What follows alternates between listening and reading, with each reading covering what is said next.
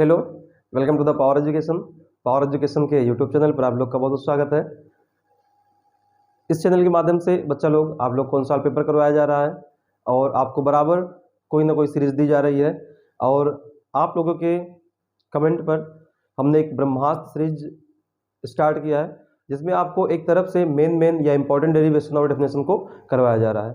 तो आप लोग ब्रह्मास्त्र वाली क्लास जरूर देखें। और अभी हम आप लोग के लिए एक न्यूमेरिकल की क्लास लाएंगे, क्योंकि बच्चे अक्सर बोलते हैं कि मेरे को न्यूमेरिकल से डर लगता है, न्यूमेरिकल से डर लगता है। तो डर लगने की कोई बात नहीं है, क्योंकि आप जुड़ चुके हैं पावर एजुकेशन से। तो आपकी हर एक समस्या मेरी समस्या है और इसके समाधान के लिए तत्पर प्रयास किए जाएंगे। ठीक है, तो हम लोग अभी पढ़ाई करते हैं और अनसॉल्व स्टार्ट करेंगे। आज हम लोग 2022 का सेट दूसरे का पार्ट 1 समाप्त हो गया है। आज हम लोग पार्ट दूसरा करेंगे और न्यूमेरिकल के लिए हम जल्द ही आप लोग के लिए इंपॉर्टेंट न्यूमेरिकल लाएंगे, जो आपके रिपीटेड क्वेश्चन है उसी को लाएंगे, जिससे आपको एग्जाम में आसानी से क्वेश्चन दिख जाए। ठीक है, चलिए हम लोग स्टार्ट करते हैं। इससे पहले हम लोग क्वेश्चन नंबर 4 तक कर चुके हैं। आज हम लोग स्टार्ट करेंगे 5 से। तो क्वेश्चन नंबर 5 में बोला है 5 का है। क्वेश्चन नंबर 5 का 5 के में हमसे बोला है बच्चा लोग कि अल्फा कणों के प्रकीर्णन के प्रयोग के आधार पर रदरफोर्ड का परमाणु मॉडल लिखिए। तो आज हमने इसको लिख लिया है, क्योंकि जो लिखने वाला होता है इसमें टाइम ज़्यादा लगता है, थोड़ा हमने टाइम बचा दिया है। तो चलिए, अल्फा कणों का प्रकीर्णन। तो सबसे पहले रदरफोर्ड ने अल्फा कणों के प्रकीर्णन से ये हमारे पास है रदरफोर्ड के अल्फा कण का प्रकीर्णन, अल्फा कण का प्रकीर्णन।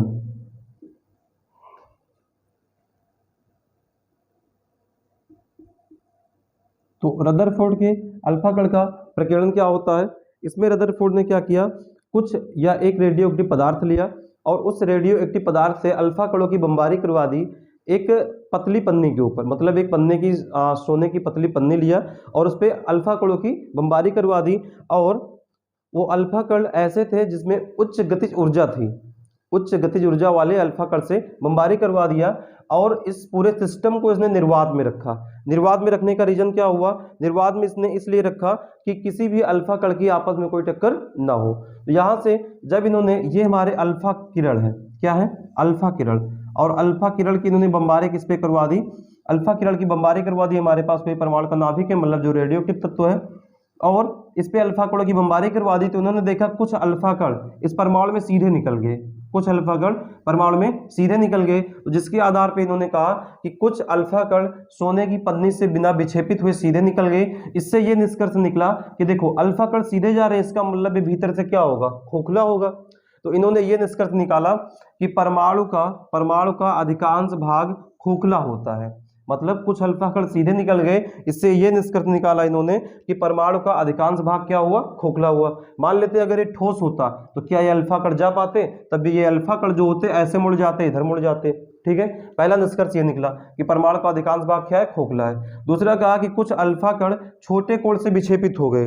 अब छोटे कोण से विक्षेपित का मतलब क्या हो गया बच्चा? ये देखो, ये जा रहे हैं ऐसे, जा रहे हैं ऐसे, छोटे मतलब जाना चाहिए सीधे, थोड़ा सा क्या हो गया? विक्षेपित हो गए।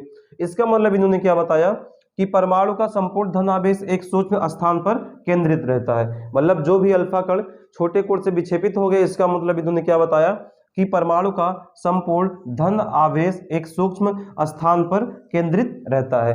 अगला इन्होंने क्या किया? तीसरा वाला कि कुछ अल्फा कण 90 से अधिक पर घूम गए। देखो ये 90, ये ऐसे जा रहे हैं, ऐसे घूमेंगे 90 आएगा, लेकिन ऐसे हो जाए तो क्या हो जाएगा? 90 से अधिक। मतलब ये वाले अल्फा कण जो है 90 से अधिक पर घूम गए। इसका मतलब इन्होंने बताया कि धन आवेश परमाणु के भीतर एक अत्यंत सूक्ष्म स्थान में संकेंद्रित रहता है, जिससे परमाणु का नाभिक कहते हैं, जिससे परमाणु का नाभिक कहते हैं बच्चा लोग। तो इस प्रकार से 3 नंबर का क्वेश्चन था। और इसमें आप अगला क्वेश्चन बच्चा लोग है 5 का खा वाला कि हमारे पास कोई LCR परिपथ है और LCR परिपथ के लिए आपको प्रतिबाधा बोला गया और इनके बीच में प्रतिबाधा बोला गया है। और क्या ज्ञात करना है? और बोला गया है कि प्रतिबाधा ज्ञात करना है और इनके बीच कालांतर ज्ञात करना है। तो चलिए हम लोग क्या बना लेते हैं, एक LCR परिपथ हम लोग क्या बना लें, एक हमारे पास LCR परिपथ है। LCR परिपथ का मतलब क्या होता है? जिसमें कोई कुंडली का प्रेरकत्व और संधारित्र और आर को श्रेणी क्रम में एक वोल्टेज प्रत्यावर्ती वोल्टेज V बराबर V not sine omega T के साथ जोड़ा गया है। V बराबर V not sine omega T, ये L है, ये C है, ये क्या है R, मतलब कुंडली का प्रेरकत्व, संधारित्र की धारिता और ये प्रतिरोध, और ये V बराबर V not sine omega T है। अब इसमें बच्चा लोग हम क्या करते हैं, इससे पहले हम लोग पढ़ चुके हैं कि हमारे पास जो धारा होती है और प्रतिरोध के सिरों का विभवांतर, ये जो होता है किसी कुंडली के सिरों के विभवांतर से π/2 कालांतर अग्रगामी होता है, तथा जो एक हमारे पास और होता है BC का मतलब क्या हो गया, BC का मतलब हो गया संधारित्र के सिरों के बीच विभवांतर, ये धारा से π/2 कालांतर पश्चगामी होता है। तो हम लोग यहाँ से लिख सकते हैं, कुंडली के सिरों का विभवांतर, कुंडली के सिरों का विभवांतर, कुंडली के सिरों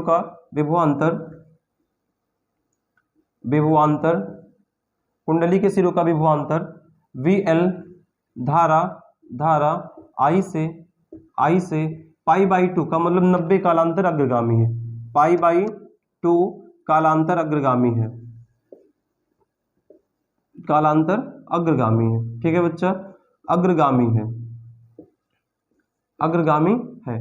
तो यहाँ से अगर मान ले कि इनका परिणामी जो आएगा B आएगा, और ये धारा के साथ फाई कोण बना रहा है, और हम लोग एक चीज और मान ले कि BL जो है BC से बड़ा है, क्या मान ले कि VL जो है वो बड़ा किससे है, BC से, VL बड़ा है BC से, तो यहाँ से इसका जो मान आएगा वो बड़े वाले में से छोटे को घटाएंगे तो आएगा VL माइनस में BC आएगा। अब अगर इसका हम लोग परिणामी निकाले तो परिणामी V बराबर क्या आएगा, VR स्क्वायर प्लस में BL माइनस BC का होल स्क्वायर, तो यहाँ से क्या आएगा, अतः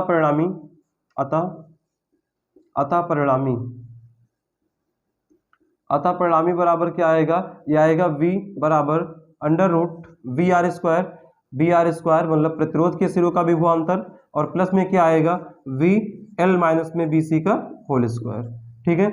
अब यहाँ से अगर हम लोग इसका एक चीज और जानते हैं कि VR बराबर क्या होता है, VR बराबर होता है IR, प्रतिरोध के सिरों के बीच विभवांतर IR, VL बराबर क्या होता है, कुंडली के सिरों के बीच विभवांतर IXL, और VC बराबर क्या होता है, धारिता या संधारित्र के सिरों के बीच विभवांतर IXC।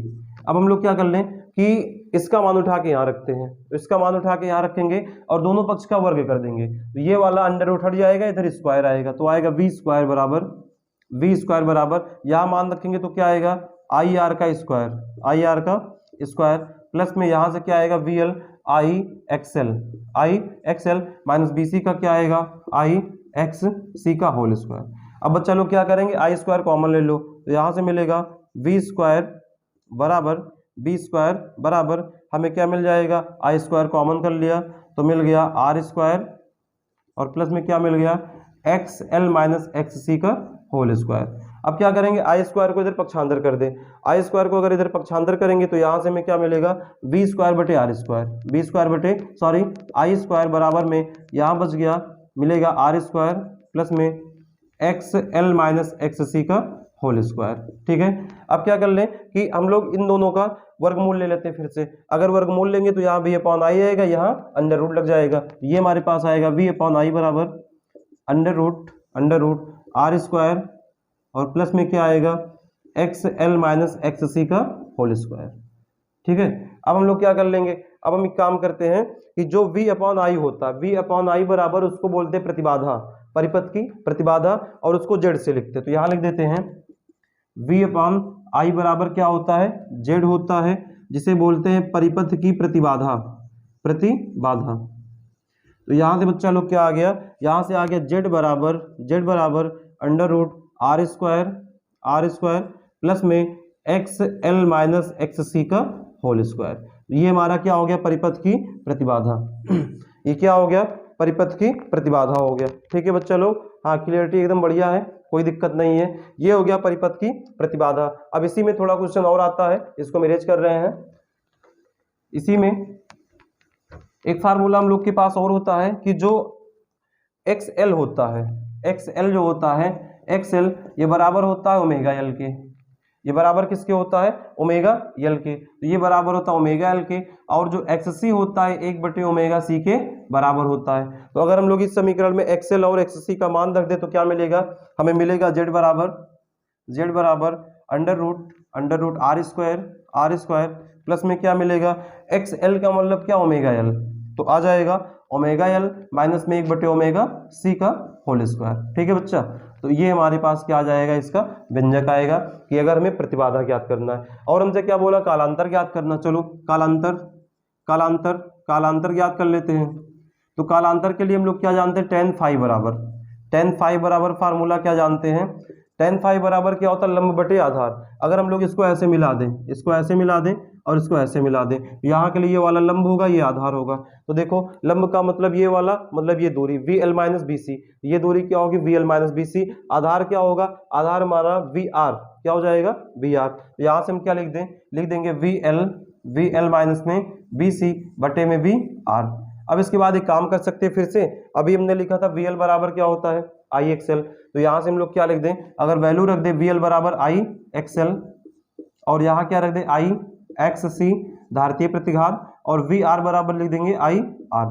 ठीक है बच्चा, तो यहाँ से मेरे पास क्या आएगा, यहाँ से आ जाएगा I कॉमन लेके कट जाएगा, तो क्या मिलेगा, tan फाई बराबर आ जाएगा XL माइनस में XC बटे में R। ये किसका फार्मूला हो जाएगा, ये फार्मूला हो जाएगा कालांतर का। ठीक है चलो, तो ये हमारे पास ये क्वेश्चन समाप्त हुआ। चलिए अगले क्वेश्चन की ओर बढ़ते हैं। अगला क्वेश्चन क्या है, अगला क्वेश्चन हमारे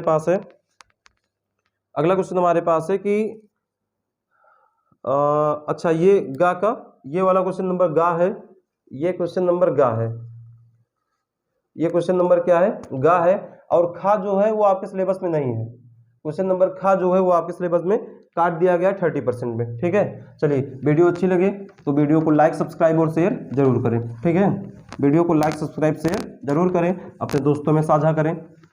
और यही सब क्वेश्चन जो है आपके एग्जाम में आते हैं, ज़्यादा से ज़्यादा पूछे जाते हैं, यही रिपीटेड क्वेश्चन ज़्यादा पूछे जाते हैं, अब साल के क्वेश्चन ज़्यादा पूछे जाते हैं। चलिए तो क्वेश्चन नंबर मेरे पास अब गा का अथवा है, क्वेश्चन नंबर गा का अथवा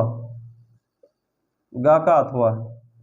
तो गा के अथवा में क्या बोला गया है, न्यूमेरिकल है, 10 डायोप्टर तथा -5 डायोप्टर क्षमता वाले दो पतले लेंस संपर्क में रखे हैं। तो सबसे पहले हम लोग क्या मान लेते हैं कि एक की क्षमता P1 बराबर 10 डायोप्टर, दूसरे की क्षमता P2 बराबर कितनी है, P2 बराबर -5 डायोप्टर है। फिर बोल रहा है इस संयुक्त लेंस से 30 सेंटीमीटर दूरी पर स्थित, मतलब कोई वस्तु है 30 सेंटीमीटर दूरी पर रखी है, 30 सेंटीमीटर दूरी पर, तो U बराबर हमें कितना दिया, 30 सेंटीमीटर, चलो कोई बात ना। उसके बाद बोल रहा है कि वस्तु की जो लंबाई है वो O' बराबर कितना है, 2 सेंटीमीटर। तो बोल रहे हैं कि प्रतिबिंब की लंबाई और स्थिति प्रकृति बताओ, हमें V का मान ज्ञात करना है, V का मान ज्ञात करना है, प्रतिबिंब की लंबाई और इमेज I डैश ज्ञात करना है, इसकी प्रकृति क्या होगी। तो सबसे पहले अगर हमें दिया गया है P1 P2, तो हम लोग क्या ज्ञात कर लें, इनका हम लोग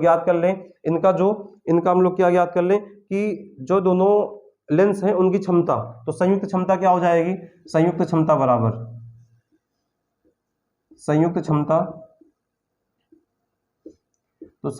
बच्चा क्या होगा, P बराबर P1 प्लस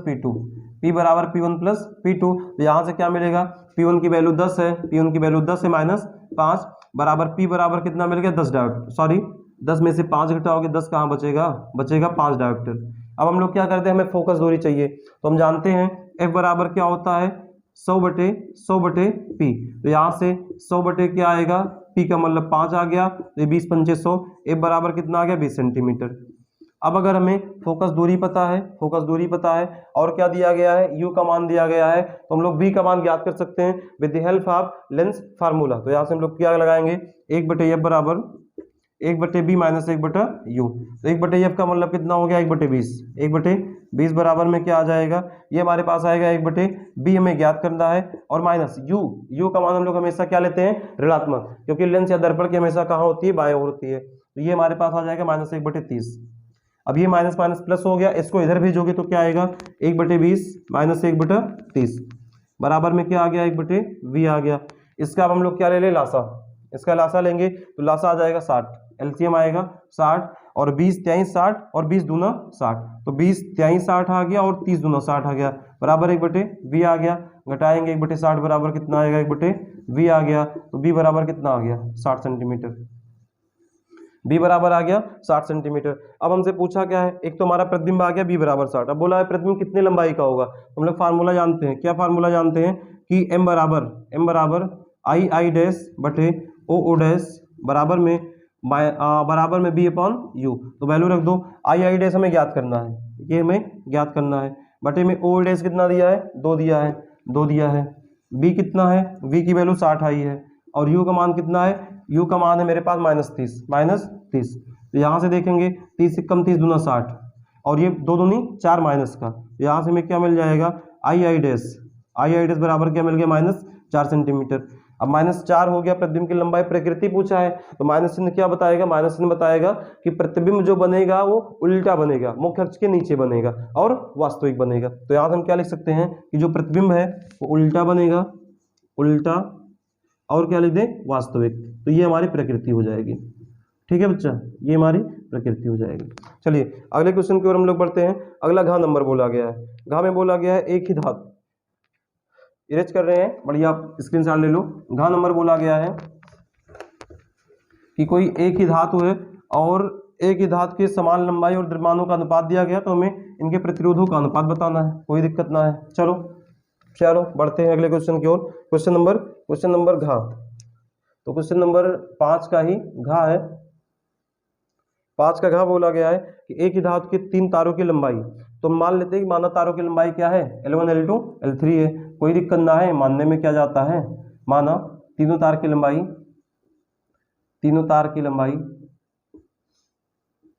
लंबाई क्रमशः L1 बराबर कितना है, 3 है, L2 बराबर 2 है और L3 बराबर कितनी है, 1 है। ठीक है, L3 बराबर 1 है तथा इनके द्रव्यमान, तो द्रव्यमान भी मान लेते हैं M1 बराबर 1, M2 बराबर 2 तथा M3 बराबर कितनी बच्चा, 3 है। अब बोला जा रहा है कि इनके प्रतिरोधों का अनुपात मतलब R1 R2 और R3 में बताना है। हमें बताना है R1 रेशियो या R1, R2, R3 हमें ज्ञात करना है। ठीक है, ये हमें ज्ञात करना है। तो सबसे पहले हम लोग जानते हैं कि अगर कोई भी पदार्थ होगा एक ही, या कोई भी अगर तार है या कोई भी चालक है एक ही पदार्थ से बना है, एक ही धातु से बना है, तो उसका विशिष्ट प्रतिरोधकता क्या होता है, इक्वल होता है। स्पेसिफिक जो रेजिस्टेंस होता है वो बराबर होता है। तो हम लोग फार्मूला क्या जानते हैं, R बराबर रो L अपॉन ए होता है, R बराबर रो L अपॉन ए होता है। अब यहाँ से अगर, तो यहाँ से बच्चे लोग क्या होगा कि अगर कोई एक ही धातु से कई तार बने हैं तो उसके लिए रो का मतलब हो गया प्रतिरोधकता और घनत्व बराबर होते हैं, घनत्व दोनों बराबर होंगे। तो अगर हम लोग यहाँ से m बराबर लगा दें, m बराबर द्रव्यमान बराबर घनत्व गुणे आयतन, तो यहाँ से आयतन बराबर क्या जानते हैं, a गुणे l जानते हैं, गुणे में क्या होगा, d होगा m बराबर। अब क्या कर दें, अगर हम इस समीकरण में l और d से गुणा और भाग करवा दें, l और d से मतलब समीकरण एक में l गुणे डी से गुणा और भाग करने पर तो यहाँ से बच्चा लोग क्या आएगा, मेरे पास आएगा R बराबर रो, L पहले से है, गुणा करवाएंगे तो मिल जाएगा L गुणे डी, और बटे में क्या है, बटे में A है, यहाँ गुणा करवाएंगे मिल जाएगा L गुणे डी। अब देखो L A D मतलब A गुणे L गुणे D, इसका मान है यम का, यहाँ से क्या मिलेगा, R बराबर रो, ये हो गया L स्क्वायर और D और अपान में क्या हो गया, यम। अब यहाँ से बच्चा लोग, अभी हमने कहा कि रो और D का मान 1 होगा मतलब सेम होंगे, इसका मतलब दोनों क्या हो जाएंगे, कांस्टेंट हो जाएंगे। क्या हो जाएंगे, कांस्टेंट। यहाँ से हम लिख सकते हैं या बोल सकते हैं कि जो R होगा वो डायरेक्टली प्रोपोर्शनल होगा L स्क्वायर बटे यम के। अब यहाँ से अगर ये डायरेक्टली प्रोपोर्शनल आ गया तो यहाँ से हमारे पास फार्मूला क्या बन जाएगा, R1 रेशियो R2 में अनुपात ज्ञात करना है R3 का, बराबर में L1 पहले के लिए L1 स्क्वायर बटे M1, ठीक है, अनुपात L2 स्क्वायर बटे में M2, और तीसरा क्या आ जाएगा, L3 स्क्वायर बटे में M3 आएगा। बच्चा लोग सबका मान रख दो, L1 का कितना है, L1 का 3 है बटे में M1 का 1 है, तो ये हो जाएगा 3 स्क्वायर बटे में 1, अनुपात दूसरा कितना है, 2 अनुपात 2 बटे 2, तो ये हमारे पास क्या है, 2 बटे 2, तो ये 2 का स्क्वायर आ जाएगा और बटे में 2 आएगा। तीसरा क्या है, L3 1 बटे 3, 1 स्क्वायर बटे में 3। अब देखो यहाँ से क्या आएगा, 3 त्रिक का 9 बटे 1, 2 दूनी 4 बटे 2, और यहाँ से क्या आएगा, 1 बटा 3 आएगा। अभी काम करेंगे, 1 कम 1, 1 दूना 2 मतलब 2 दूना 4, तो आ गया 9 अनुपात 2:1/3, ये अनुपात ही लगा लो, कोई दिक्कत ना है। अब 3 से गुणा करा दो तो आ जाएगा 3 9 27 अनुपात 2/3 6 और अनुपात 1। ये हमारे पास क्या आ जाएगा, 3 तार के प्रतिरोध। ठीक है, तो ये हमारा राइट आंसर होगा। ठीक है बच्चे लोग, ये हमारा राइट आंसर होगा, इसका स्क्रीनशॉट आप ले सकते हैं। अगला क्वेश्चन हम लोग करते हैं। अगला क्वेश्चन हम लोग के पास क्या है, अगला क्वेश्चन हम लोग के पास है कि क्वेश्चन नंबर 6।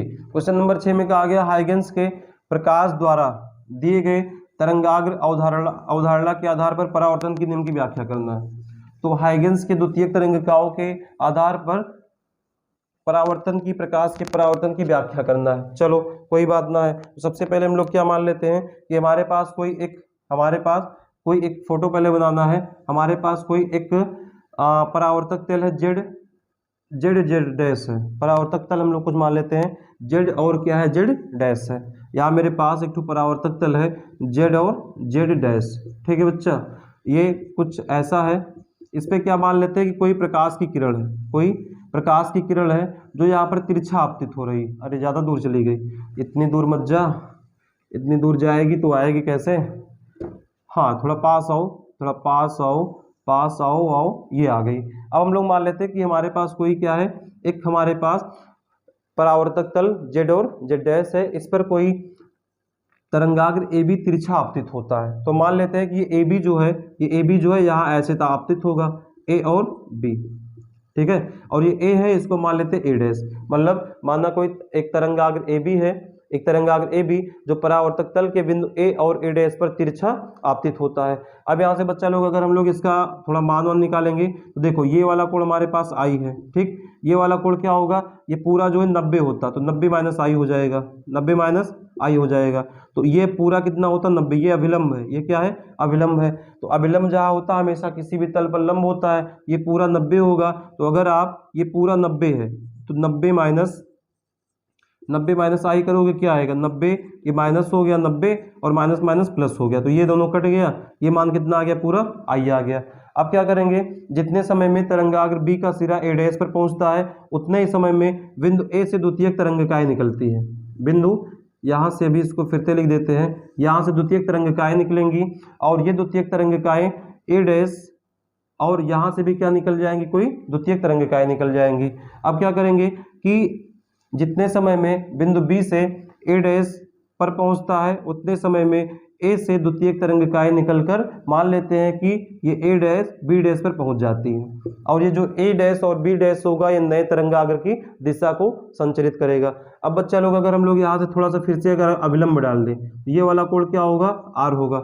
ये वाला कोण आर होगा, ये वाला इतना क्या हो जाएगा, इसी की तरह 90 माइनस आर होगा। और अगर हम लोग इतने की बात करें, ये क्या हो जाएगा, पूरा सा आर हो जाएगा। पूरा देखो क्या होगा, ये हमारा अभिलंब है, पूरा क्या होगा 90 पूरा क्या हो जाएगा 90। और ये इतना क्या है, 90 माइनस आर है, यहाँ पर क्या कर दो आर, ये क्या आ जाएगा 90 कट गया, कितना बच गया, आर बच गया। ठीक है, अब यहाँ से हम लोग आगे क्या करेंगे, अब यहाँ से हम लोग आगे क्या करेंगे कि बोला गया जितने समय में ये यहाँ पहुँच रहा है उतने समय में यहाँ से तरंगिकाएं यहाँ पहुँच रही है। तो मान लेते हैं माना समय क्या है, टी है। अब बच्चा लोग इसमें आपको थोड़ा सा कहानी लिखना होता है, कहानी हम बोले देते हैं। आप लिखेंगे कि माना एक परावर्तक तल जेड और जेड डैश है। माना कोई तरंगाग्र ए बी इस परावर्तक तल के बिंदु ए तथा ए डैश पर तिरछा आपतित होता है। फिर क्या लिखेंगे, माना जितने समय में तरंगाग्र का सिरा बी परावर्तक तल के ए डैश पर पहुंचता है उतने समय में ए से द्वितीयक तरंगिकाएं निकलकर बी डैश पर पहुंच जाती हैं। इस प्रकार ए डैश बी डैश नए तरंगाग्र की दिशा को प्रदर्शित करेगा। अब सबसे पहले हम लोग क्या मान लेते हैं कि इसकी जो वेग है या इसकी जो चाल है, माना तरंगाग्र की वेग, माना तरंगाग्र का वेग या चाल मान लेते हैं क्या होगा, v होगा, b है। तथा समय क्या हो जाएगा बच्चा, समय हो जाएगा t। हमने समय को मान लिया t और चाल क्या मान लिया, b मान लिया।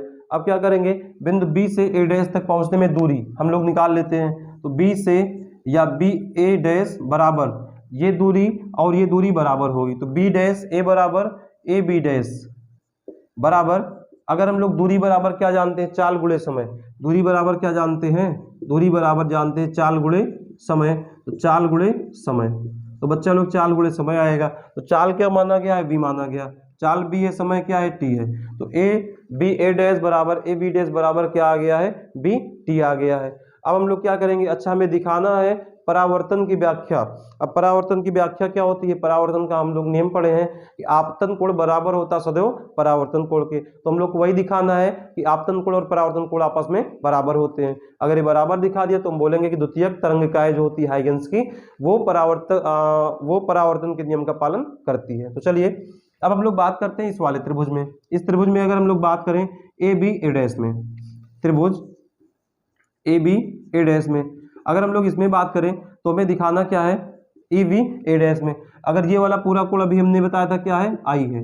तो अगर हम लोग यहाँ लगा दे साइन आई बराबर, तो हम लोग बच्चा लोग जानते हैं साइन आई बराबर होता क्या है, ये होता है लंब बटे आधार, सॉरी लंब बटे कर्ण होता है। तो अगर हम लोग ये कोण थीटा है, थीटा के लिए ये वाला लंब होगा, तो लंब क्या आ जाएगा, बी ए डैश। कर्ण क्या आएगा, ये वाला कोण 90 होता है, ये कोण 90 होता है, 90 के सामने कोण क्या होगा, कर्ण होगा, आ जाएगा ए डैश, मान लेते समीकरण नंबर 1। अब इसी प्रकार इस वाले त्रिभुज में A B dash A dash या ए डैश बी में, तो हम लोग अगर आ जाएं त्रिभुज ए डैश बी में B dash, A dash B dash में, इस त्रिभुज में कोण क्या है, आर है। यहाँ लगा दिया जाए साइन आर बराबर। अब साइन आर बराबर फिर से क्या हो जाएगा, इसके लिए ये वाला लंब, ये वाला कर्ण, लंब बटे कर्ण। लंब क्या है, ए बी डैश, कर्ण क्या है, ए डैश। तो यहाँ से बच्चा लोग इसको मान ले समीकरण नंबर 2। अब क्या करते हैं, समीकरण 1 और 2 को भाग कर देते हैं। समीकरण 1 और 2 को क्या कर दें, भाग कर दें। तो यहाँ से मेरे पास आएगा समीकरण 1 डिवाइड 2, तो आएगा साइन आई बटे साइन आर बराबर में क्या आएगा, ये देखो v आएगा b a डैश और बटे में क्या आएगा, a डैश, और पूरा का बटे क्या होगा, a b डैश बटे में क्या आएगा, a डैश। ठीक है। अब देखो ये वाला दोनों कट गए, ये दोनों क्या हो गए, कट गए। तो यहाँ से हमें क्या मिला है, यहाँ से मिलेगा b a डैश बटे में क्या मिलेगा, a b डैश। अभी हमने निकाला है दोनों का मान क्या है, बी ए डैश और ए बी डैश का मान क्या है, बी टी। दोनों का मान रखेंगे बी टी बटे में बी टी, दोनों कट गया। तो यहाँ से क्या मिला है, यहाँ से मिला है साइन आई बटे साइन आर बराबर 1 मिला है। गुणा करवा दो, साइन कट जाएगा तो क्या मिल जाएगा, ये साइन आई बराबर साइन आर। तो यहाँ से हम लोग क्या लिख सकते हैं, आई बराबर किसके आएगा, आर के। इसका मतलब क्या है, आपतन कोण बराबर परावर्तन कोण के हो गया। और अगर आपतन कोण परावर्तन कोण के बराबर है तो ये परावर्तन का नियम है कि सदैव आपतन कोण परावर्तन कोण के बराबर होता है। अतः हम लोग बोल सकते हैं, अतः हाइगेंस की द्वितीयक तरंगिकाएं परावर्तन के नियम की व्याख्या करती है। ठीक है। अगर वीडियो अच्छी लगे, वीडियो को लाइक करें, सब्सक्राइब करें वीडियो को, और चैनल को शेयर करें। ठीक। अब हमारे पास अगला क्वेश्चन है, इसी का अथवा है, उसको हम लोग करते हैं। अथवा क्वेश्चन है, ये बड़े ही आसान सरल भाषा में आपको बताया जा रहा है। ठीक है। इससे सस्ता कुछ ना मिलेगा आपको, बहुत ही आसान भाषा में है ये। चलिए अगला क्वेश्चन क्या है, अगला क्वेश्चन हमारे पास है, अगला क्वेश्चन है अथवा, इसी छठवें का अथवा है। ठीक है बच्चा, छठवें का अथवा। तो छठवें के अथवा में क्या हमको दिया गया है, इसके अथवा में हमें दिया गया है कि वैद्युत द्विध्रुव से क्या तात्पर्य है। तो वैद्युत द्विध्रुव क्या होता है, वैद्युत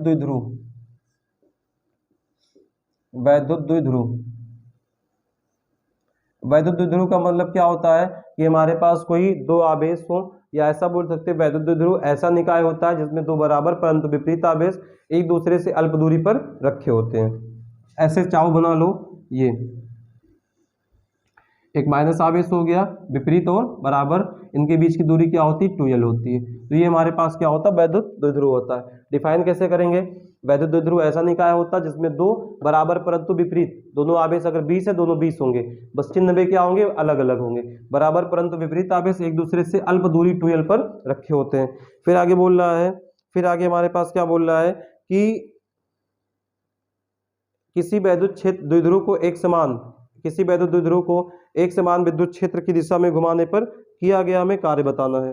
तो किया गया कार्य के लिए हम लोग क्या करेंगे, सबसे पहले मान लेते हैं कि कोई वैद्युत क्षेत्र हमारे पास है। ठीक है, हम लोग क्या मान लेंगे, कोई एक समान वैद्युत क्षेत्र है। चलो मान लो, मानने में कुछ ना जाएगा, हम लोग मान लेते हैं एक समान वैद्युत क्षेत्र वेक्टर ई है और इस पे कोई वैद्युत द्विध्रुव रखा गया है, कोई वैद्युत द्विध्रुव रखा गया है जो क्षेत्र के साथ थीटा कोण बना रहा है। तो ये वाला हमारे पास माइनस क्यू आवेश है, ये वाला प्लस क्यू आवेश है, इनके बीच की दूरी क्या है 2l है। तो आप चाहो तो ऐसे लिख सकते हैं, माना एक समान वैद्युत क्षेत्र वेक्टर ई है जिसमें एक वैद्युत द्विध्रुव थीटा कोण क्षेत्र के साथ थीटा कोण बनाते हुए क्षेत्र की दिशा में रखा गया है। तो सबसे पहले हम लोग क्या कर लें कि अगर कोई वैद्युत द्विध्रुव है, इस पर दो बराबर परंतु विपरीत आवेश है, तो उस पर एक बल युग्म कार्य करता है। क्या कार्य करेगा?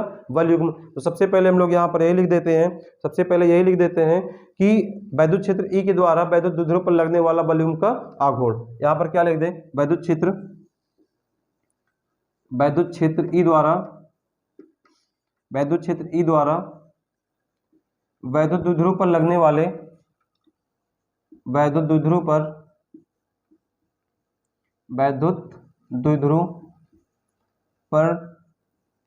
पर लगने वाला बल युग्म का आघूर्ण बराबर। ठीक है बच्चा लोग, तो यहाँ से बल युग्म का आघूर्ण क्या आता है? यह आपका आता है ताऊ बराबर पी साइन थीटा है, पहले चैप्टर का है वैद्युत क्षेत्र तथा कूलाम का नियम, उसका 1 शॉट वीडियो हमने करवाया है, आप जाके उसको आसानी से देख लें। ठीक है, तो यहाँ से क्या आएगा? ताऊ बराबर पी ई साइन थीटा आएगा, इसको मान लेते हैं। अब इसके बाद क्या आएगा? हम लोग इसको थोड़ा सा घुमाना है, इस आघूर्ण को या द्विध्रुव को थोड़ा सा घुमाना है, तो हम लोग क्या लिख दें? सूक्ष्म विस्थापन डी थीटा करने में किया गया कार्य। हम लोग क्या लिख देते हैं? सूक्ष्म विस्थापन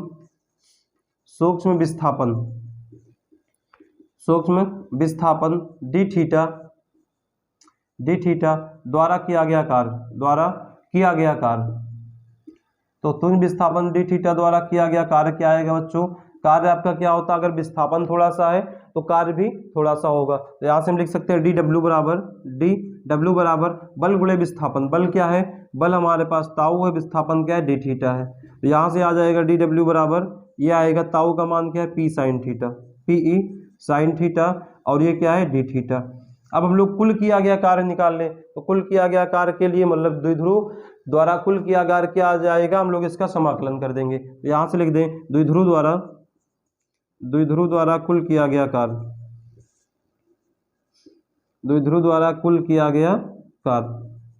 कुल कार्य। तो कुल कार्य के लिए भैया हम लोग समाकलन करेंगे, डी डब्ल्यू का लिमिट लगा देंगे, जो भी कार्य होगा 0 से डब्ल्यू होगा। ठीक है, बराबर इधर करोगे P E sine theta D theta. तो यहाँ से जो भी कार्य आएगा वो हमारा, जो हम लोग यहाँ पर इसको घुमाएंगे 0 से थीटा तक घुमाएंगे, 0 से थीटा तक। अब बच्चा लोग हम क्या करते हैं? पी ई यहाँ पर कांस्टेंट, उसको बाहर कर दो, डी थीटा के रिस्पेक्ट में क्या होगा? इंटीग्रेशन होगा, समाकलन होगा। अच्छा, डी डब्ल्यू का समाकलन क्या आएगा? डब्ल्यू आएगा, डी डब्ल्यू का डब्ल्यू आएगा, लिमिट क्या? 0 टू डब्ल्यू। यहाँ से क्या हो जाएगा? पी ई कांस्टेंट है, तो 0 से क्या मिलेगा? थीटा मिलेगा, यहाँ आएगा साइन थीटा डी थीटा आएगा। अब यहाँ से बच्चे लोग क्या आ जाएगा? यहाँ लिमिट रखेंगे अपर माइनस लोअर, डब्ल्यू माइनस 0 क्या आएगा? डब्ल्यू आएगा। चलो कोई ना, यहाँ से क्या आएगा? पीई कांस्टेंट। अब देखो साइन थीटा का समाकलन क्या होता है? Minus cos theta. तो यहाँ पर हम लोग क्या लिख देंगे? Minus cos theta. यहाँ पर लिमिट क्या? 0 से थीटा है। अब चलो बच्चा लोग यहाँ से आ गया पीई, यहाँ हम लोग रख दिए माइनस पहले है, और यहाँ रख दिए पहले अपर लिमिट, मतलब कॉस थीटा माइनस में क्या आएगा? कॉस 0। पहले ऊपर वाला लिमिट, उसके बाद माइनस लगा के नीचे वाला। अब ये देखो, अगर हम लोग माइनस से गुणा करवा दे क्या आएगा? पीई आ गया माइनस कॉस थीटा, और ये माइनस प्लस कॉस 0। तो यहाँ से देखो डब्ल्यू बराबर क्या आएगा? पीई। इसको हम लोग पहले लिख दे, कॉस 0 का मान 1 होता है, ये हमारा आएगा माइनस कॉस थीटा। तो ये हमारा क्या होता है? डब्ल्यू बराबर PE1 माइनस कॉस थीटा। ये होता है व्यंजक किसका? एक समान वैद्युत क्षेत्र में थीटा कोण से घुमाने में किया गया कार्य।